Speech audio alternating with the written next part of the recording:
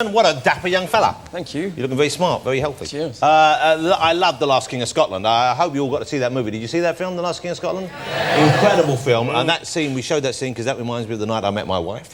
Who was who? Were you Idi Amin or were you I was Amin. That's one of the only clips we could show because that was a pretty intense movie. I mean, pretty, you know, gruelling to watch, no doubt, to make as well, I would have thought, certain scenes. Yeah, it was a proper adventure, like in the true sense of the word, but, you know, adventures aren't always enjoyable, you know. And there was times I had a great laugh, don't get me wrong, but it was a proper up and down adventure. It was an amazing experience. Where did you shoot it? Did they actually shoot it in Uganda? Yeah, we went to Uganda, and we did like 4 whole days in Scotland, in Glasgow, all of which get cut from the film because we just realised Uganda was infinitely more interesting. We had Forrest Whitaker on the show. Aye. What a gentleman, what a lovely man. Yeah. And of course, what a tremendous actor. When you work together with people like that, do you have the same sort of style as him? Does he act in a different way? I mean, how does that work? Do you? He's a total method actor. I don't know if he's a method actor all the time, but he was for this film. And he really kind of lived the part and stayed in the accent the whole time. And it was really amazing for all of us. Kind of weird though, because you'd spend, you know, there's a lot of downtime in making a film and you've got to kind of chat about something, but you can't talk about anything with somebody who's in character as Idi Amin. You can't go, how's the wife? I killed her, right? Do you know what I mean? And so you're presumably you're not one of these people who tries to stay in character? I'm not, no, maybe one day I will be, but I've never really played a part that I felt the need to kind of go there, you know? Is it difficult though, I mean, over and above that, is it difficult working with someone like that when they know you're not going to be doing it? Do they feel like you're sort of judging their style? You feel or do you like ever I'm feel not working hard enough? Yeah, you know what I mean? Maybe. Like you're not putting the effort in. Maybe you'd need to ask them. I don't know. I feel like, I don't know, I work hard for the other actor all the time, but maybe they do think that I'm just kind of winging it. I don't know. Now, it was a very popular movie, and as we said, it's kind of a movie which is, you know, quite gruelling. It's an emotional movie. Another film which you made, which was equally popular and just as much of a kind of journey for people to go on emotionally, was Atonement, of course. Yeah. I thought you did a superb job in that, and Keira Knightley as well. Let me ask you about the accents in that, because we're doing a very different accent to what you have. And not just an English accent, but an English accent from a specific period. Yeah. And the character aspiring to be something in a different class than the actual...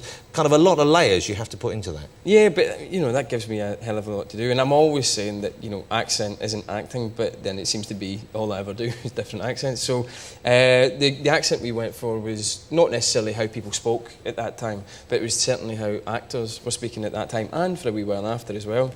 And that was great fun, getting to play with style as well as just truthfulness or something. That's always brilliant, you know. So I guess you were trying to recreate the sort of accent that people would have seen in movies of that period. Yeah, totally. So we watched a lot of Brief Encounter, which is one of my favourite films. Oh, what a movie, what a movie. And we got to kind of like say, well, if we're going to watch this, is there any chance we can get to see it in a cinema? Yeah. And they put it on in the cinema for us. You know, I loved your performances in the film, but some parts of the film I didn't like so much, but when I've seen clips of it again recently, I'm thinking of it again, it's impressed me more and more. So I think maybe I went in with such high expectations because of the book. Yeah, maybe I didn't, you know, open myself up. It was very hyped as well, I think, you know, and I think by the time, it did really well in this country and everybody loved it, and then by the time it got to America, they'd heard all about it, and they were a wee bit more snippy, but they still liked it, but they were a wee bit snippy.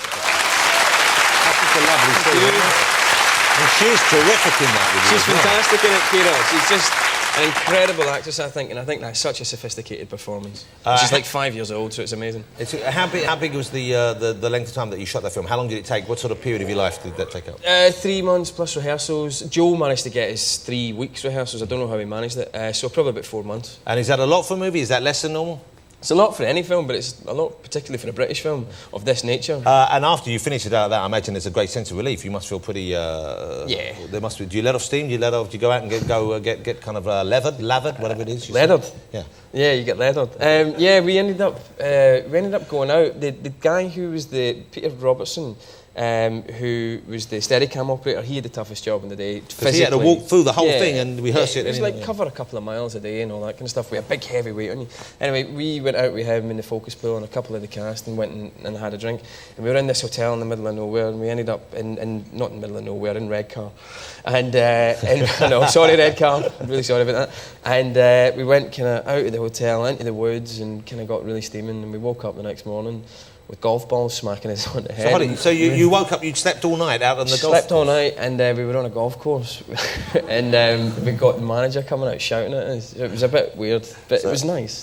So what did you drink to get that, if I may use the phrase, shit-faced? You must have really been putting it away. I wasn't buying, but it was a mixture of, I think it was Stella and champagne. So all night, for hours and hours that day? Yeah, we were absolutely hackett. It was not nice. And how many of you were sleeping on the golf course? 5 or 6 of us. 5 or 6? Imagine, that's a horrible thing to find out when you're just trying to play around a golf and there's 6 drunken Scots lying in your way there. The weird thing is, though, about 8 o'clock in the morning, when the manager came and shouted at us, he started shouting at us and telling us to get off the green.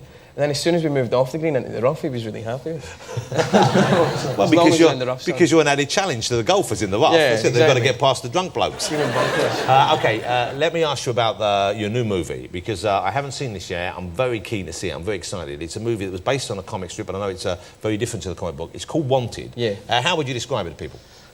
It's a proper big old action movie for adults, really. Loads of swearing, loads of action, loads of violence, and don't go and see it if you don't like violence, and don't go and see it if you don't like kids. Don't go and see it if you are a kid.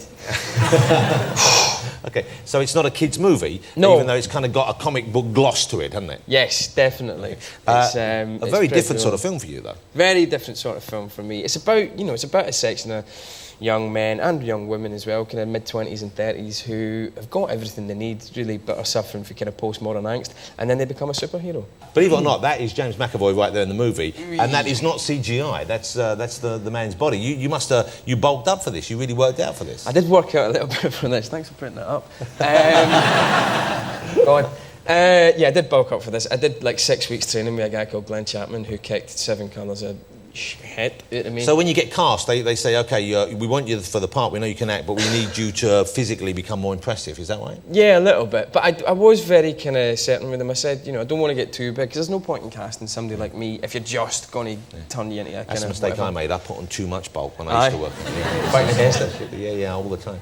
And how about the stunts in the movie? You do those yourself? You do some of them, or are you allowed to? I do some of the stunts myself. I won't lie and say that I did them all myself, because, when actors say that, you just feel like saying, look, if you're Steven Seagal, then I kind of believe you, but because he's obviously really hard.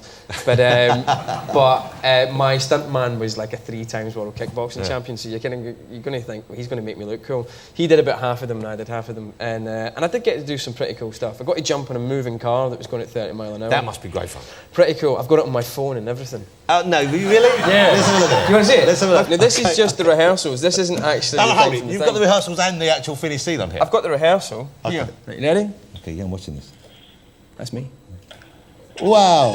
Hold it, that's not you, that's a stuntman. That's me, man. That's a stuntman. Oi, check it out, big house. So again. Yeah, no, hold it. Oh, okay. Who's that? Yeah, but you ran out a shot and then you came back in. I think you ran out and the stuntman ran in so you could show off to your friends. You're cynical. And you've changed. Can I get a round of applause for that? Thank you. Okay. That's pretty good, isn't it? Thank you. That looks great. Of course, you're in that movie. You see there with the a remarkably beautiful Angelina Jolie. She's a sort of very striking woman, of course. Let me ask you about the day that you have to kiss her for the first time in a movie. Right. Okay. That's is that just a regular acting job, or do you think, I'm going to kiss? They're some of the most famous lips in the planet. There. Well, you get in the morning, they give you the schedule, and you go right. So in the morning you've got the action scene, and then in the afternoon you've got the kissing scene. Okay. And then you go and have a salmon sandwich and a cigarette. And they say, by the way, we'll switch the scene, so you're doing the kissing scene first now, and you're like, whoa. And you're just running about trying to get bloody chewing gum and toothbrush and all that kind of stuff, and it's never easy. When you kiss her, do her lips feel as big as they look? Do they feel... because I looked at those lips and I think, wow, wouldn't it be nice to kiss her? But then I think I'd be a bit scared of kissing her because her mouth is bigger than most people's, and also the lips are so cushiony. I imagine you'd probably have to get some good purchase in case you bounce back off the lips, because it's pretty big. You'd go in for the kiss and then she'd pucker them suckers up and you'd possibly lose a lens or something. Did you feel? But it must have felt. Tell us all, what's it like to kiss Angelina Jolie? Exactly. Talk us through it, blow by blow. No, I don't want to kiss you, but... You want to do it? No, I don't want to kiss you. No, I don't want to do it. Do you don't want to do it? It's horrible to kiss you.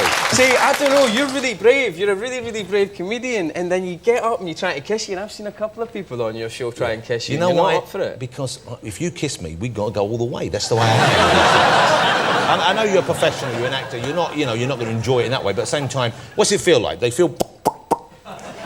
It could be anybody, man. Could be anybody? It could be anybody when you're kissing. kissing somebody on film, when you're having sex on film. You know, That's when you some big old plus lips. the fact is you're getting paid for it, so you think you've got to make it look good, and then you get all uptight. So you're more worried about the effect and the...